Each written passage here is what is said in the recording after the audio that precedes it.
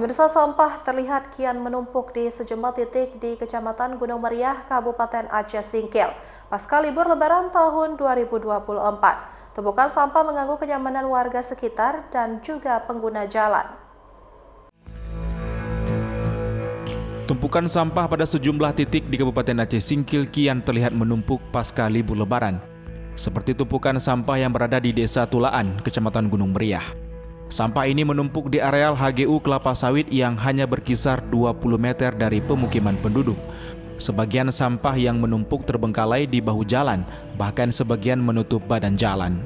Selain kotor, sampah yang menumpuk dan terbengkalai tersebut juga mengeluarkan bau busuk hingga mengganggu kenyamanan warga sekitar. Menurut Kepala Desa Tolaan, sampah ini berasal dari warga luar dan pihaknya telah menghimbau agar warga tidak membuang sampah sembarangan. Pinggiran Kampung Tulaan, saya mohon jangan dibuang situ. Namun tidak ada respon, bahkan mereka itu bersembunyi-sembunyi membuang sampah. Sehingga kami masyarakat saya sangat keberatan.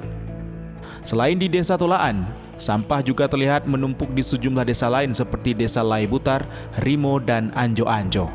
Dari Kabupaten Aceh Singkil, Suparman Bunte, iNews melaporkan.